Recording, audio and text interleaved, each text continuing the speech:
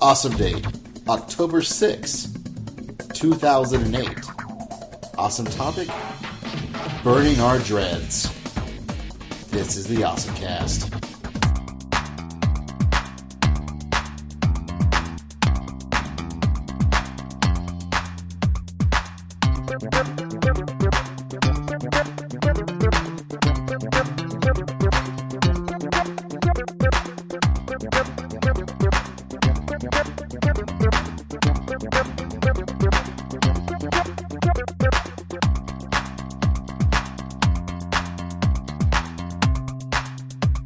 Hey folks, and welcome once more to the OSMcast. I'm Basil. I'm Lee. I'm Kevin. And that's us. Sadly, once more, Eric unfortunately had scheduled conflicts, and so when we picked our topic, we knew Eric was going to be here, and realized that we're about to talk about a third of a series, and so we at least needed 3 people to talk about a third in the series, because, 3 and 3 and all. And so we brought back Kevin once more into the fold. Yay, me! Welcome back from the reserve bench, Kevin. Good to be here. Well, other than a couple tiny drops of dialogue back in the AWA one. Oh, yes. That's cool, and we're here now, and now we're about to talk about some awesome things. You can hear my paper rustling of the world of awesome.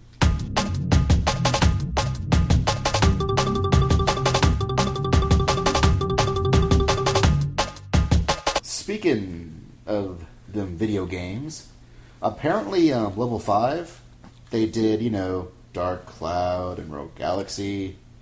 They did Dragon Quest 8, working on Dragon Quest 9. They also had a little series of DS games called Professor Layton, which was a series of sort of puzzles, and that you're this Sherlock Holmes wannabe dude who wandered around this town and solved puzzles for people to solve a puzzle. I have 5 matchsticks. If I shove 6 up the tree, how many will I have? Oh, wait, that's negatives. I see. Anyways, you don't have to worry about solving the problems anymore, because now they're working on an animated version, as well as a live-action movie. Oh my. Apparently... Is it called Professor Layton Solves People's Algebra Homework? No. It just says they're working on an animated movie. And apparently on November 27th, they're releasing the 3rd game of the series. We have yet to get the 2nd one. Yeah, I was about to say, I've only heard about the 3rd. Yeah, I remember Curious Village. That's it. They're also, speaking of animated films, they're also working with Studio Ghibli on doing video footage for them for another DS game called Ni no Kuni. Is it still in the Layton series? No, it's a totally different Ah. game entirely. And also, Yen Press has also announced, I think, during the New York Anime Festival, they're going to release the Hero Tales manga, which is done by the lady who does the Full Metal Alchemist manga. Yes. So, and some other stuff, but importantly, we're getting the Spice and Wolf novels. Are they novels or graphic novels or light novels? Light novels. Oh, damn it. I kind of like the trend of actually releasing light novels in the U.S. because I'm getting to read the original basis of a lot of the anime I like. Well, I like light novels, but I don't know. I just prefer the actual manga, and if there is no manga, then I get sad when I realize that there's no manga. Despite this being an audio podcast, I do like to read, so I don't mind, especially since this is like the actual original, original things that they interpret everything else off of. Like I believe next month the Press is releasing the first Haruhi Suzumiya light novel. I'm picking that up. I want them to get to 2 too because they're taking so long on the damn anime next season. That's right, Kyoto Animation. You get on that. I'm tired of this Klingon bullshit. You get on some Haruhi Suzumiya. Or more Full Metal Panic. I'll take that as well. More Full Metal Panic. Like they're listening. But well, it's true. Maybe they are. More Full Metal Panic. But Spice and Wolf was neat. They did an animated series. I think it was 10 or 13 episodes or so. It's about this merchant and a random wolf god teaming up to merchant together as wolf gods and merchants do. A hot, tricksty wolf god. Well, it's true. And speaking of hot, tricksty wolf gods, only not at all, Well, sort of. apparently the Italian automaker Fiat is going to be launching a limited edition run of the new Fiat Nova 500 cars with an image of Lupin. Lupin the Third! Like, in case you haven't noticed, that crazy little car that he drives around on most of the shows is a Fiat.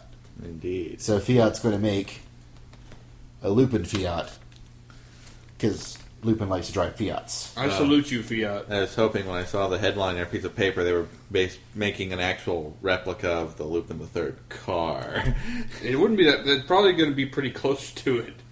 Well, I mean, this is it's the Nova, and the 500 is the newest version of that series of cars. Yeah.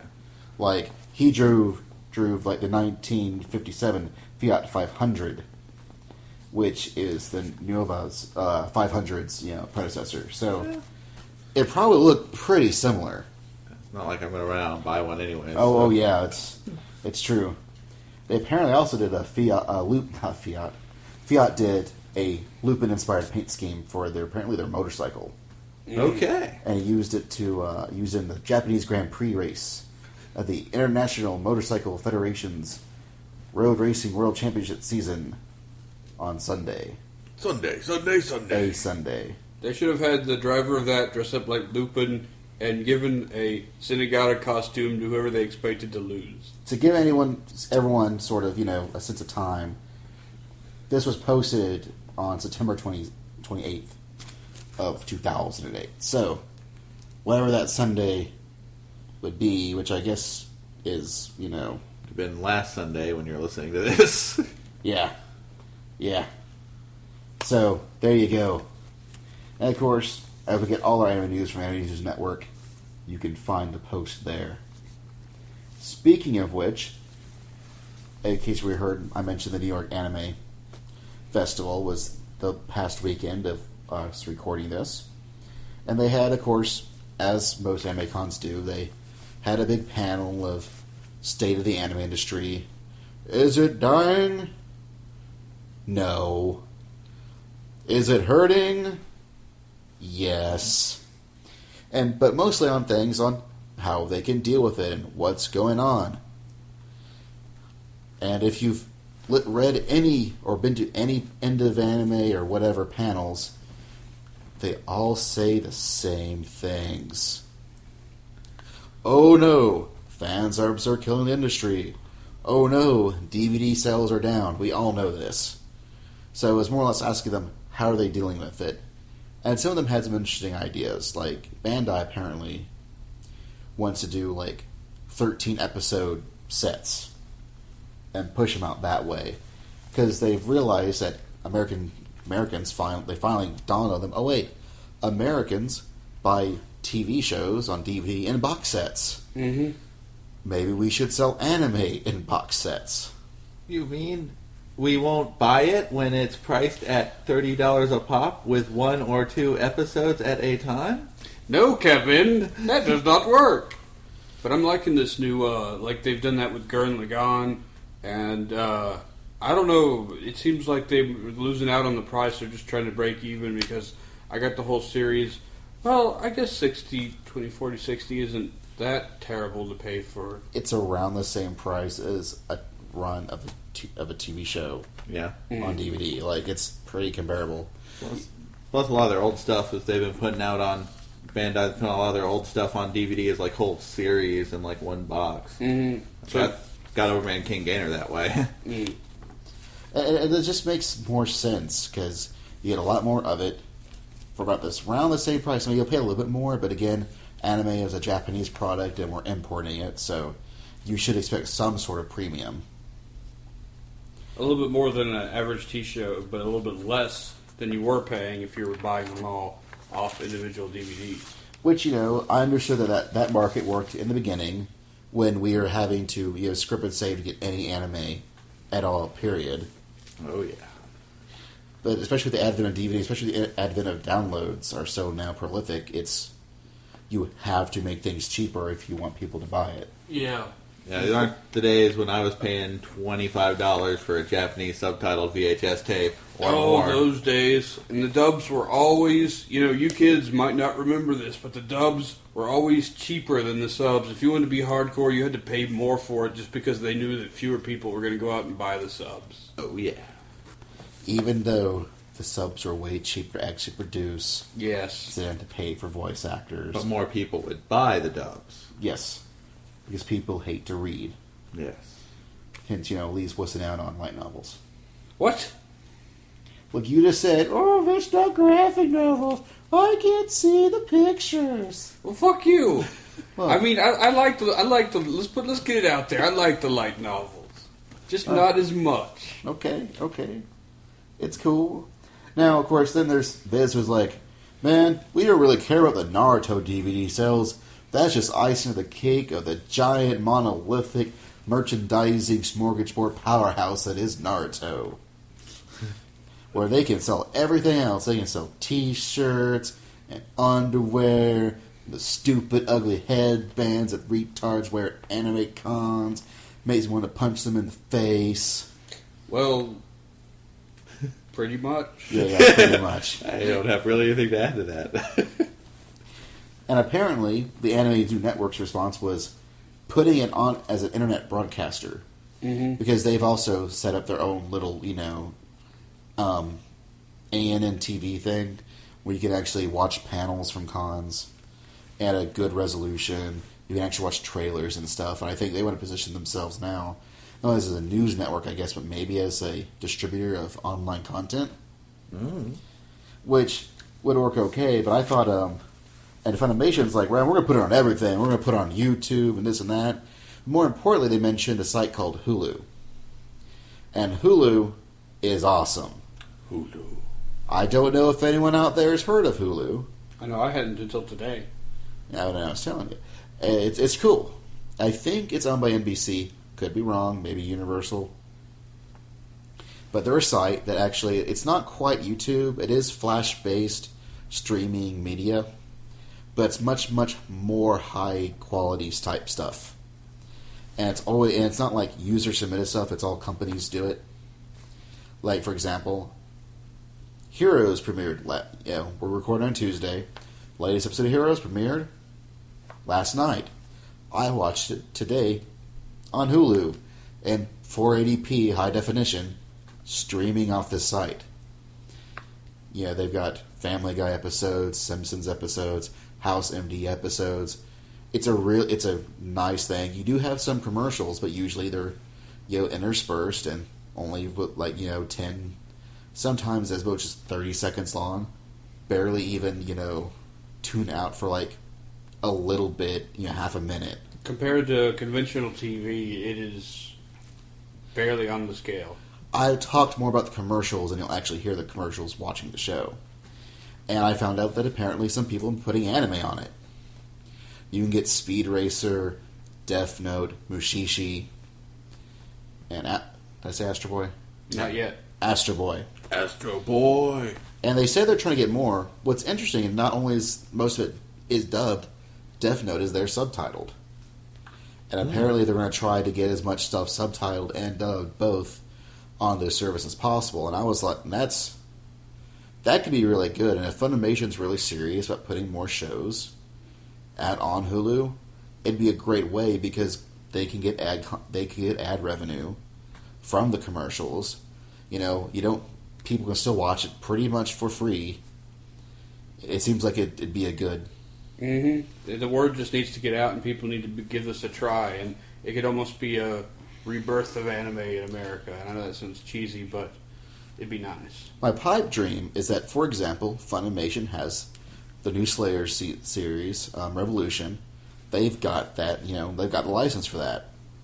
What they should do is subtitle this stuff and then put that on Hulu right now so people can see it, or at least the first 5 or 6 episodes, to get a taste for it, And then when the DVDs come out, they'll want to buy the DVDs.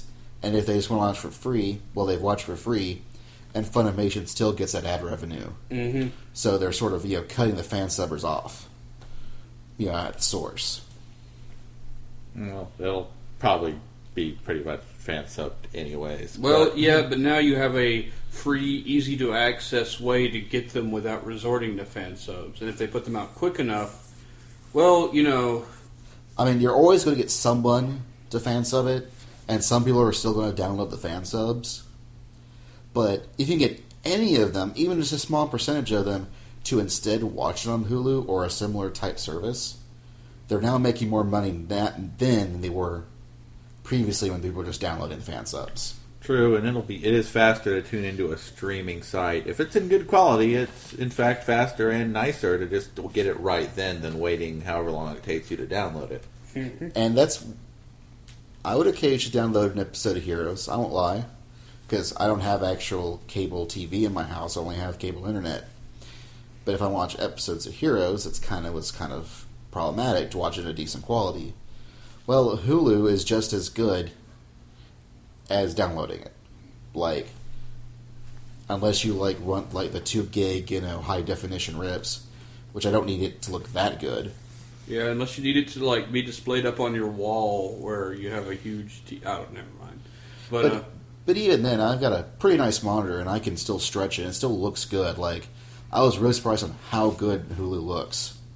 And I was watching an episode of Mushishi earlier today and it looks almost as good as the DVDs. Man, it looks good. And this is Mushishi that way. They got the first 12 or 13 episodes of it. Damn. So you can watch a good chunk of Mushishi just streaming right now. And you're going to post that site up on our website, right? Oh yeah, no problem. And you can also embed. So if you want to say, hey, look, this was an awesome show, you can actually just throw it up there in your live journal or blog or what have you. Whoa. But I think the hard problem is probably going to be Japan. Because if Japan hears that Funimation wants to put out the new season of Slayers right there on the internet where anyone can see it, including the Japanese, I bet they'll get kind of ticked. Which is going to be the biggest problem, is that Americans want to watch this stuff the same time, more or less, as the Japanese are. And the Japanese want the revenue stream. And the American companies are licensing to the Japanese, so wants the revenue stream. And it's going to be hard to, balance these two things. Well, there is a solution that's not a very good one for us who don't like dubs. But wouldn't the Japanese not watch it dubbed just because they couldn't understand things? They probably wouldn't care. Really? I mean, some of them might, but some of them probably would still tune in anyways.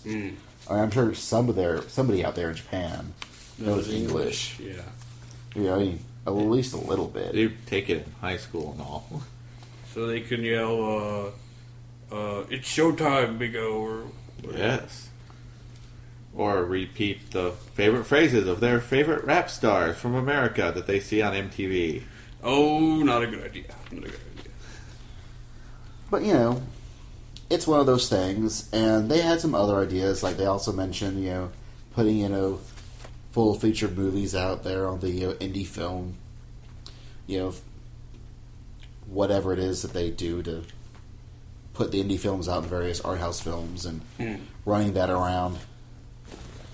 And some other things, but I really think Hulu and services like Hulu, not YouTube, not Crunchyroll, not that crappy, where it's okay to see your webcam, but to try to watch an actual show, it's pain. Give us good, good sites, good feeds, and good quality, and I'll watch it there instead of downloading it. I'll say that straight up. So, that's the state of anime as Basil sees it.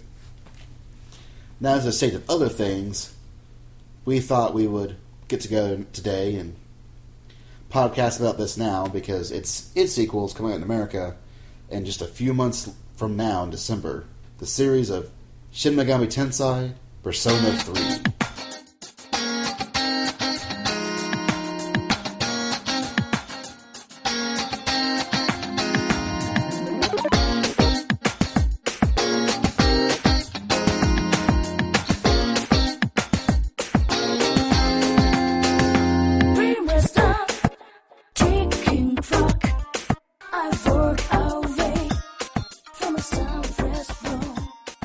If you recall, last episode we talked about a show called Kimagori Orange Road.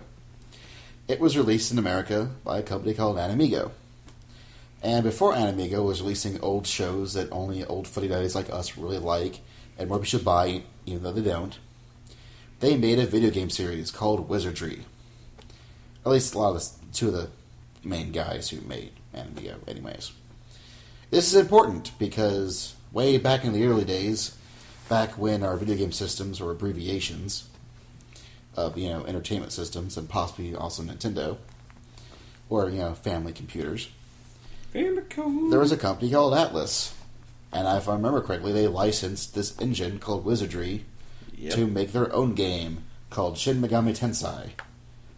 Did they call it Shin Megami Tensei when it first started? Or? Well, there's Megami Tensei on NES, then Shin Megami Tensei on Super NES, but they were all using the Wizardry engine. And pretty much, there are these old role-playing games, sort of first-person, where they're a little bit different than your usual role-playing staples, where sort of a post-apocalyptic, destroyed, ruinated world where you survive by summoning demons to sort of do your bidding. Yeah, that's right. They invented Pokemon. That's what I was about to say. You guys think, collecting monsters, they did that. They're the ones. Well, yep. Nintendo just ironed the satanicness out of it.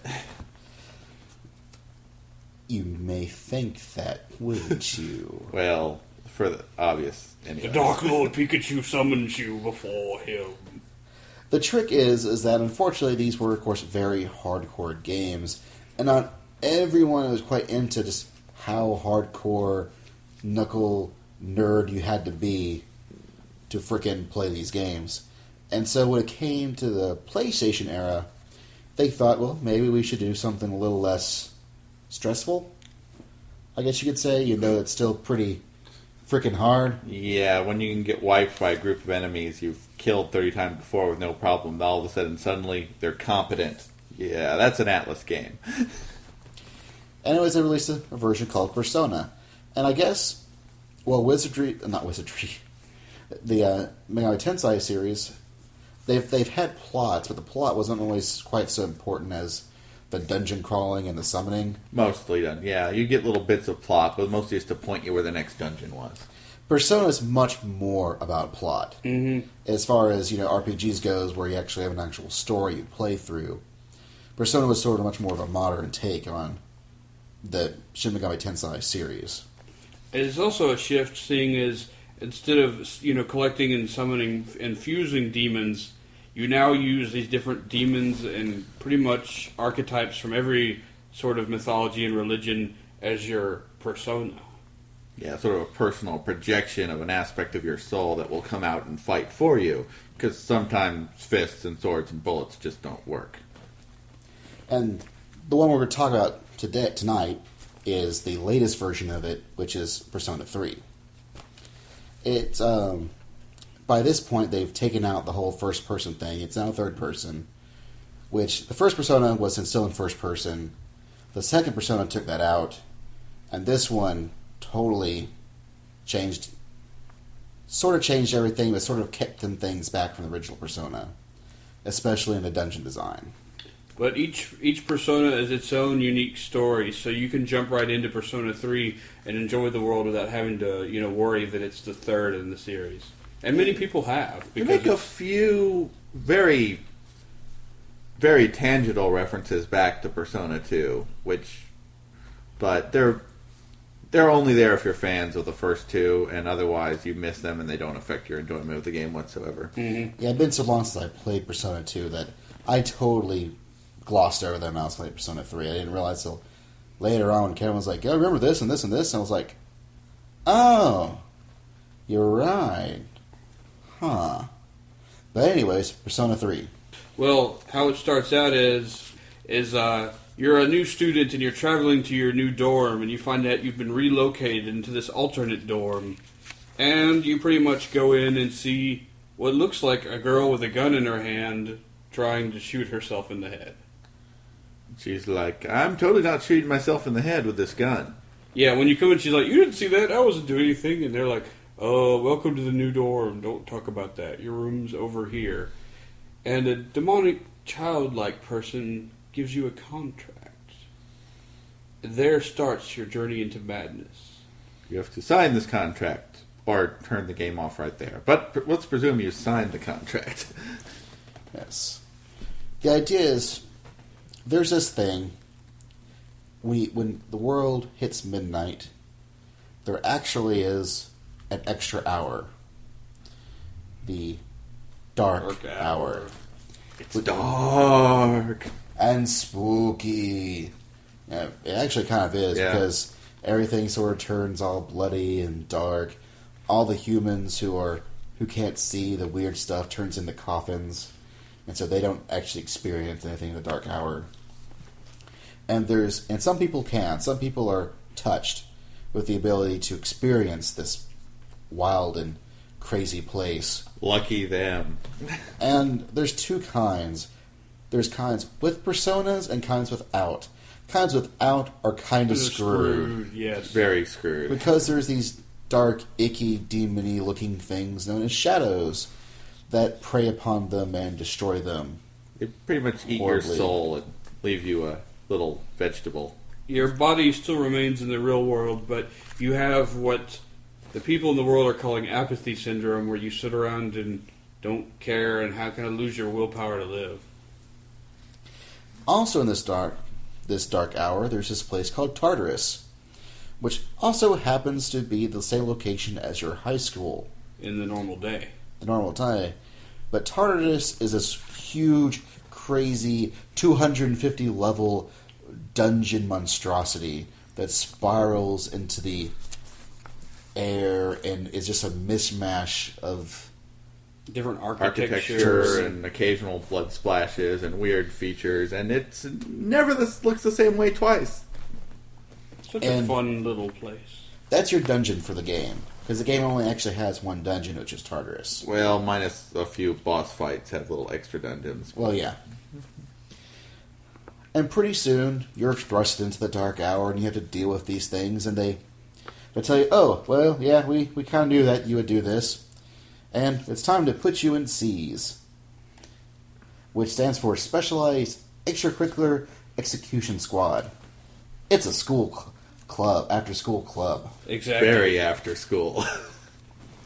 Persona is a game that sort of this Persona is different because it actively is balanced between two almost separate yet interconnected game systems. One is a dungeon crawler. The other one is a high school life sim. High school life sim. I can get dates and be popular. It's a lot more fun than it may sound to y'all who aren't, into that. It's actually quite grabbing. Especially when you, use the power-ups from your life sim part of the game to kick some ass in Tartarus. Pretty much, your day begins like this. You wake up. You go to school. School happens. Sometimes you'll talk to people in the middle of school.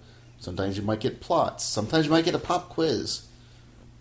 Sometimes you'll hear a bit of passing information from two students talking that becomes important later. Or doesn't. Yeah. Oh, I had noodles for dinner. They were delicious. Noodles. And that has no purpose anywhere else in the game. And then, once class is over, you get to talk to people. Or you could go buy new weapons from your handy-dandy police officer who knows you fight demons or fight things at night, so he sells you all the weapons he's confiscated or something. Yeah, I want to know what Society for Creative Anachronism meeting he raids for this stuff. Because it's swords, armor, axes. I like to think that, there's some really eclectic Japanese gangs he beats up and steals their stuff. We must have authentic legendary weapons, people. Oh, shit, it's that cop again. I hope he doesn't take my rocket sneakers. But he does. Maybe he knows some really intrepid groups of cosplayers that he's like, guys, they're asking me for some really weird stuff this time. Can you make these? They're like, okay. Where would we find armor for a dog? But moving on, the sim life aspect takes place during the day, and you're given, after sitting through class, you're given free reign to run around and talk to people and establish what are called social links. As social links are, you can talk to people, and as you gain, you increase your relationship in whatever manner it is, depending on who the character is. You, as your bonds tighten with each other, so your social link increases. This is important because it also, every type of persona in the game is attached to one of the 12 major arcana. From tarot cards. In case you don't know that by just the arcana phrase.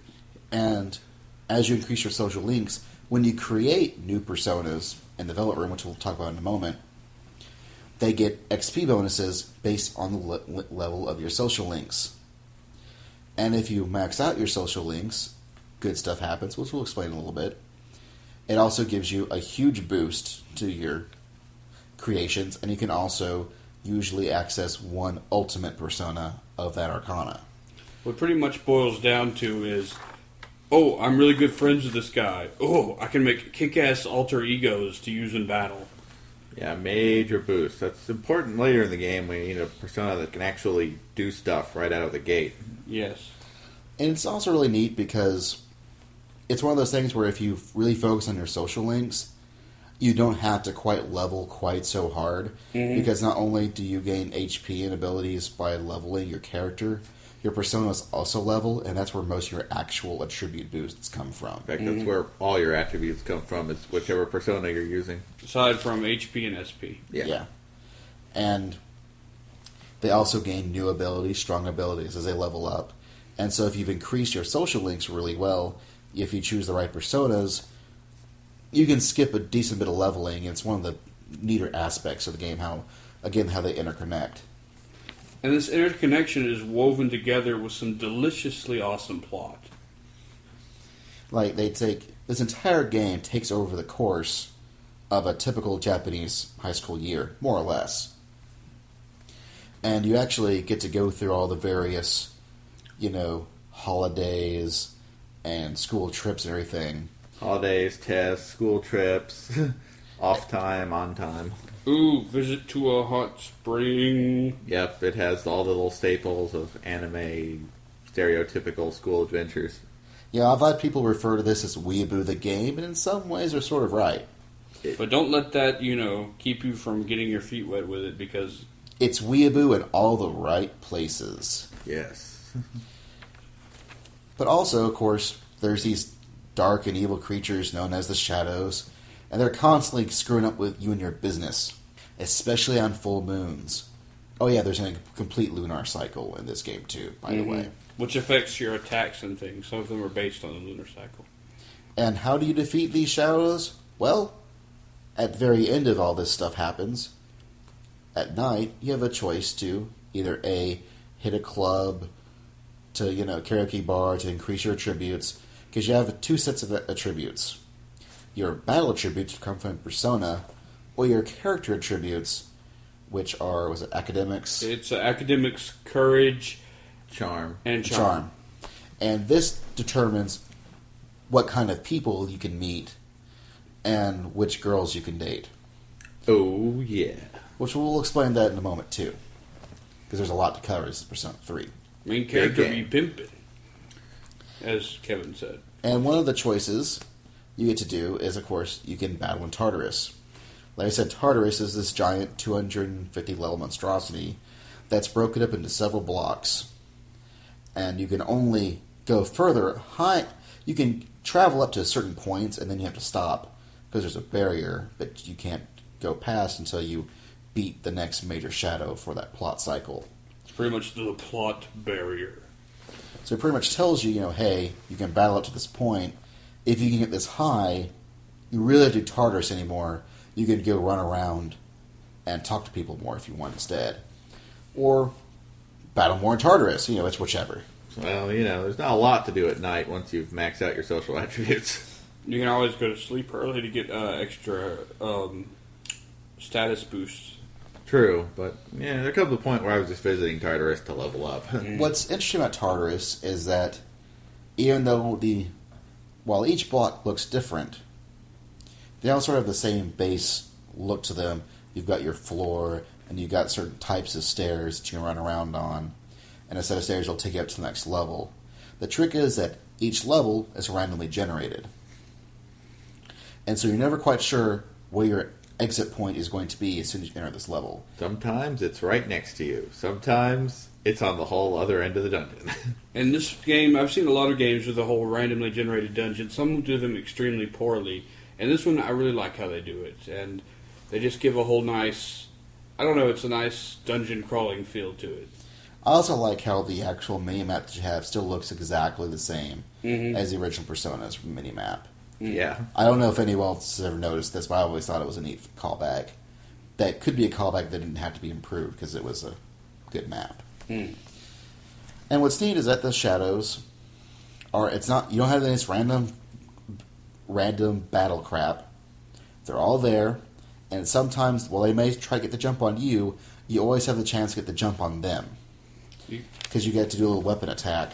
And if you stab them or hit them, you can get a, You get a free turn, basically. preemptive strike.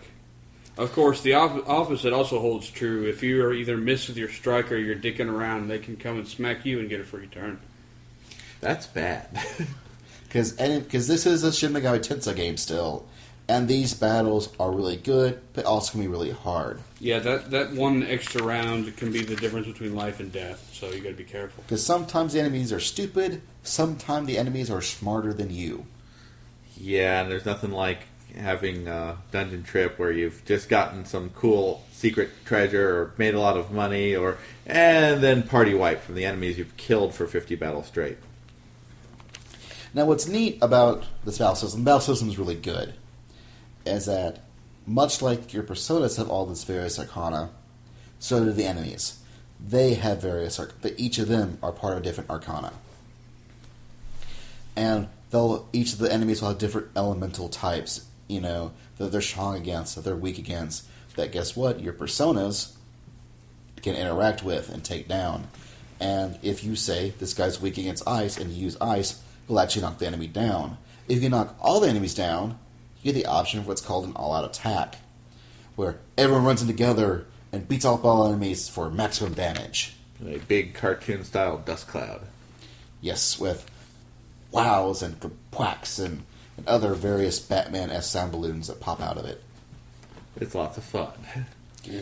Now, if it's just you running around, you don't get that option. Or if everyone's knocked down, you don't get that option. You need at least one friend to pull this off. And the more friends you've got up, the easier it is to do. It makes the whole finding elemental weaknesses so much more important than it would be in a normal game. I mean, the fact that you actually knock them down and ruin their turnover. Yeah. And, and again, you can really see where Nintendo got a lot of their inspiration from Pokemon. Because there's, in fact, a lot of similarities, I think. The various enemy types, the various elemental weaknesses. Now, the trick is that your personas also have elemental weaknesses that the enemies will exploit. Yes. Don't think they won't do it, because they'll do it. They'll do it, man. Bad idea. If they can, they will. And you're lucky in that the main character, he really doesn't have a name. That's why we always call him Hero Protagonist. Hero Protagonist. Uber Pimp. He can change his personas. You can have the amount of personas you can hold within you increase as you level up. And you can always switch them out for other personas. On the fly in battle. On the fly, and you can choose new personas to pick from in the Velvet Room. Yes. And then, but however, you're the only one that gets to do it, because you're special, because you're the main character. Everyone else has their one persona they have through the entire game, in one form or another. And so each of your party members, has different weaknesses and strengths. And as you play the game, you gain more and more team members for C's.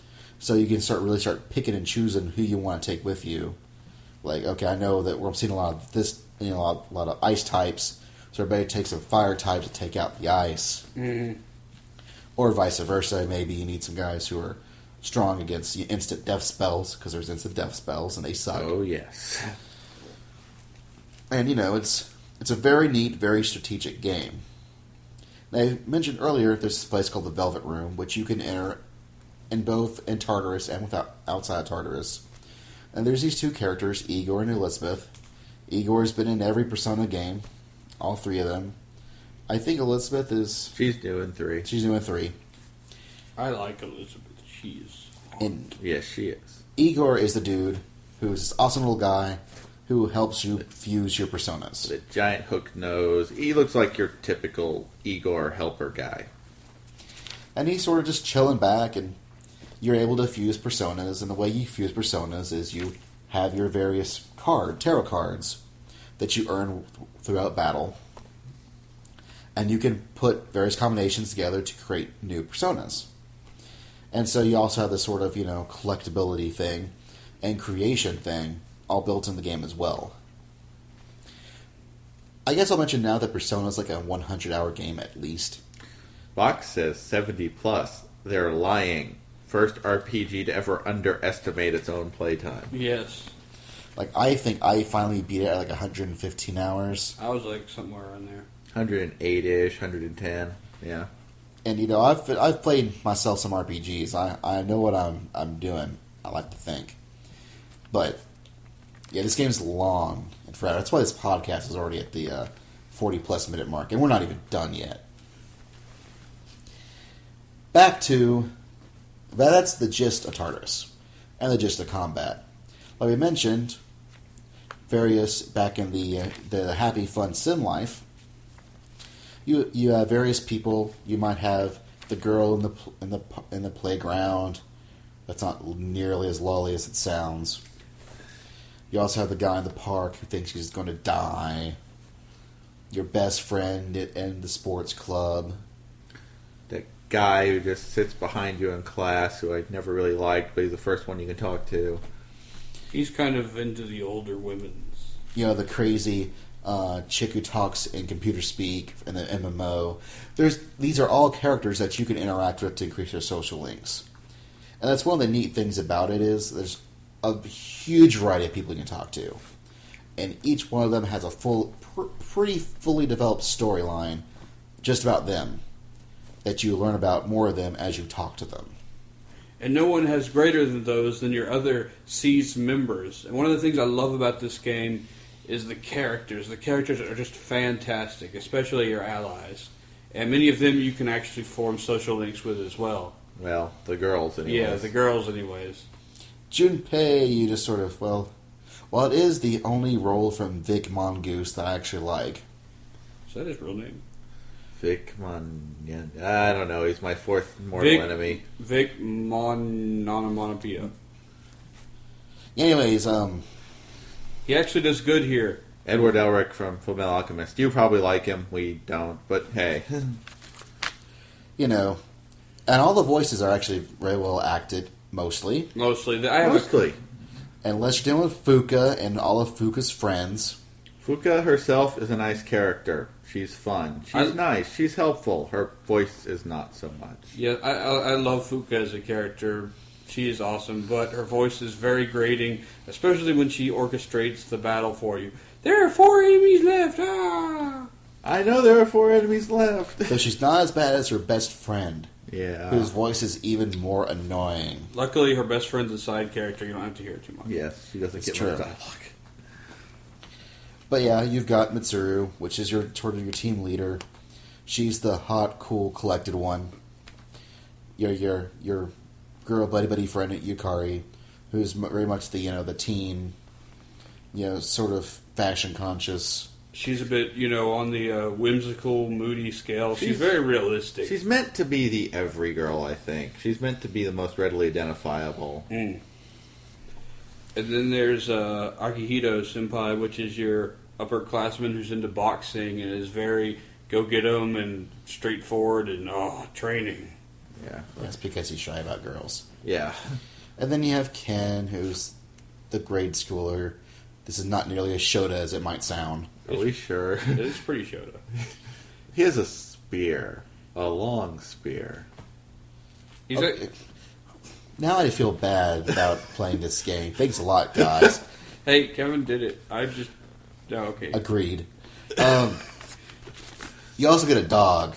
I don't even want you to touch that one. He's a ninja dog. The dog is awesome. Any RPG where a dog joins your party has to be awesome, and I hear the new Tales of Vesperia has that too. But Shadow Hearts 2 did as well. I need to play the Shadow Hearts series. And what's neat is that, of course, you one of the neat things about this game is you interact with the characters every day, all the time. And usually, well, they might have stock phrases, every week. It changes up pretty often, at least. Or at least give you different stock phrases every couple of days. And this isn't in the interacting via social links. This is just a normal talking phase. Yeah.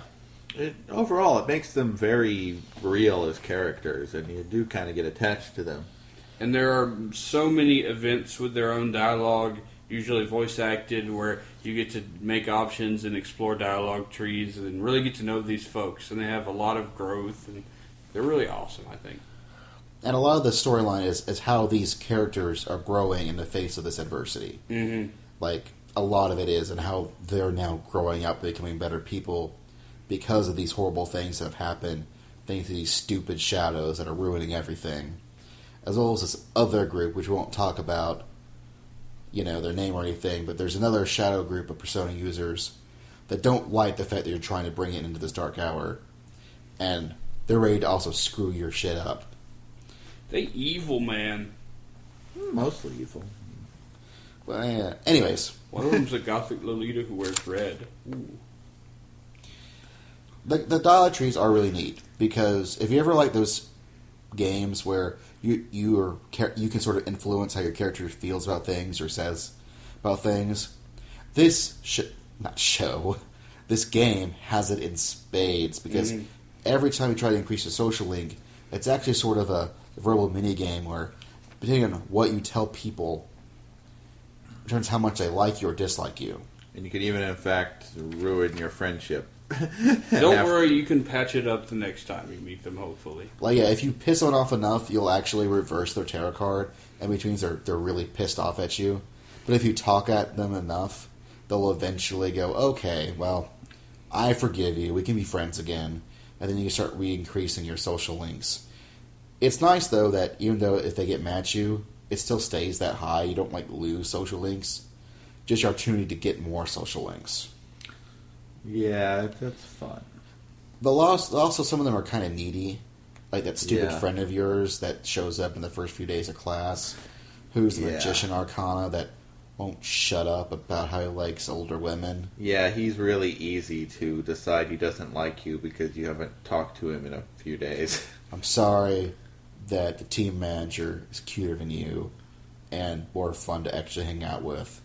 It's just the way it is, man. You just gotta deal with it. And that's the thing, there are so many characters that, if you were, had already played through the game and wanted to get all of their social links, you can, but if you don't, there's so many of them, you really don't need to worry about it. It's technically possible to get all of them in one playthrough. It almost requires that you've already played the game once, and know what they all are and how to get them. One of the pluses is that this game does have a New Game Plus, which will allow you to keep all your maxed out, persona items, which allows you to create the maximum personas whenever you max out a social link. You also get to keep your attributes you level up outside of the battle game.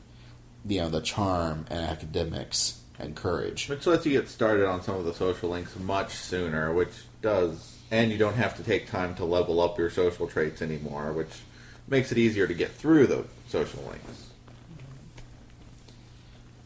But really, this game is really all about... all the individual parts are all really good, which makes the sum of the parts incredible.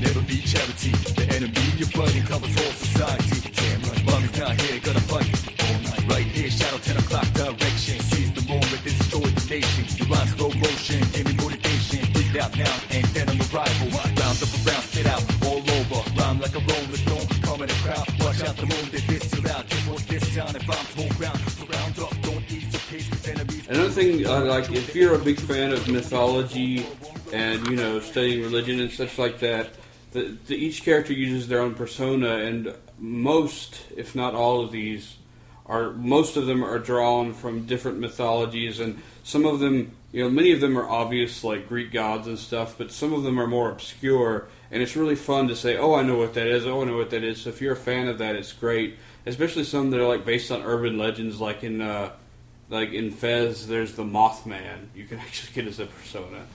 So I like how there's Legion.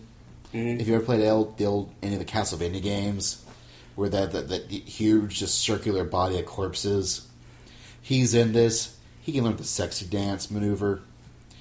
I don't know how he performs a sexy dance. I don't really want to know how he performs a sexy dance, but he can do a sexy dance. I guess it's kind of sexy. I don't know. Oh, Legion. And there's a huge breadth of just creatures in this game. Like, it's nuts. Atlus, well, the people who work on the Shin Megami Tensei and Persona games, in ways, are big mythology and comparative religion kind of nuts on the side, and they throw in a lot of references. It's fun. It really is to just go through your collected personas and go, oh, that's cool. They have made me crack a book a time or two to find out just who these characters are sometimes. And they've also got other characters that are sort of more their things, like their Jack Frost character. Jack Frost. Who's sort of also their, He is their corporate mascot. Yeah, he's Atlus's mascot. It's really neat stuff. And then there's things like Mara. But you won't explain what Mara is. Only that unless you're... You can look it up if you want. Yeah, you can look it up if you want. I'm not saying any more than that. Recommend viewers be 18 or older. Yes. Or, along the different lines, the persona where the entire armor is made of boobs. I don't know if that's in Persona 3 or not. I think so. That's, that persona. I'm drawing a blank, but I know which one you're talking about. Well, there is Persona that the armor is made of, well, anyways, huge breadth. And you gotta, give it up for where three of the separate personas are Beelzebub, Satan, and Lucifer. Yeah. And only one of them is the devil type. Only one of them. And it's kind of neat, and that the persona creation, there's also, you get even if you use a persona, don't worry, there's a compendium that you can choose from to pay money to get old personas back. Which, on the New Game Plus, you actually, once you gain the ability to use your compendium, you get the entire compendium of personas you had created from the last game in this game. So, if you just need enough money, and there you go, you got Lucifer back with all the abilities he had before. I bet he's hella expensive, though. All the baseline abilities, you don't get because as you create personas, you can actually add or subtract abilities from personas. But all you get from the compendium, when you start the game, is just the baseline versions. So, how awesome is Persona 3? Can we even rate it? I think it's... Burn my dread! Ow! Okay, edit that out. No, we don't want to edit that on out. He's been trying to burn our dread all day. It's burn our dread awesomes. Yes. That doesn't make any sense if you haven't played the game. So, no. Let's say that it's a mythological clusterfuck of awesome. Yeah. Indeed. Now, one of the reasons why we decided to do this one now is because it's still not horribly hard to find. Thankfully, after they released the original version, Atlus was like, oh wow, people apparently really like this game way more than we were expecting. It succeeded beyond our wildest dreams of avarice. And so and there was a second version of Persona 3 that existed. They decided to release. It was called Persona 3 Fez, or short for Festival, which was, in Japan, sort of an expansion pack type deal. It actually added a brand new sort of sequel story that takes place after the ending of the first game, which gives you a complete ending that you wouldn't get normally. Ties up a lot of the loose ends of the first version. And then you also get a bunch of extra stuff like more people to date, more events to do, more personas. And stuff in the main game. And in Japan, they released 2 versions of it. A standalone version, which included both Persona 3 and the Fez expansion stuff. Or what was referred to as an appendisc, which you would plug in instead, and that would give you access to all the extra stuff. Well, Atlus decided to release the full version of Fez in America for $30. Very reasonable. Like, that was like the greatest thing Atlus has ever done. Yes, thank you, Atlus. This is now giving you like a 140, 150 hour game for $30. It's called Persona 3 Fez. Like, this is like the best deal in video games, especially in RPGs. Best dollar to RPG ratio that has ever been.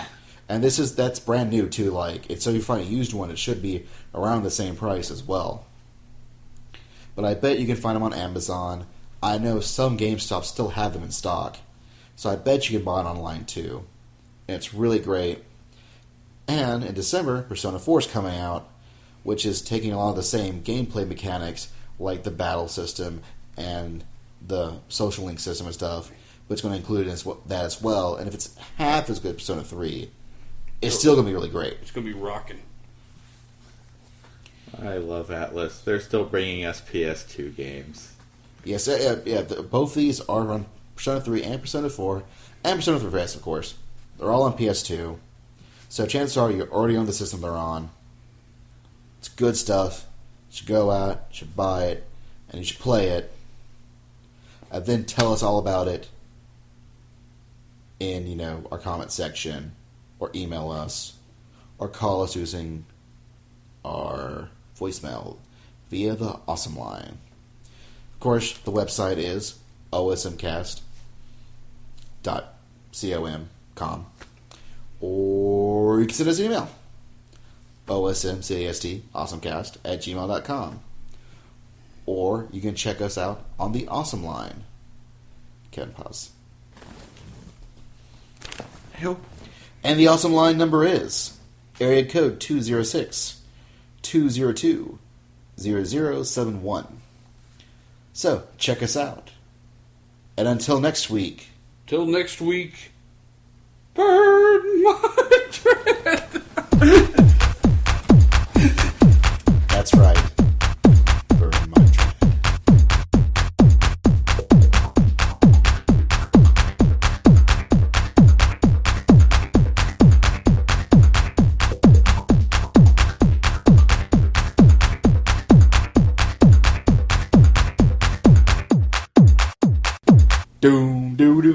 I will burn my dread! And I burn my dread! Down, burn my dread! And I'm the ace. Man, I hope you edit that out, James. No, that could be the bonus at the end. Oh, dear. I was like rocking out. Oh, my.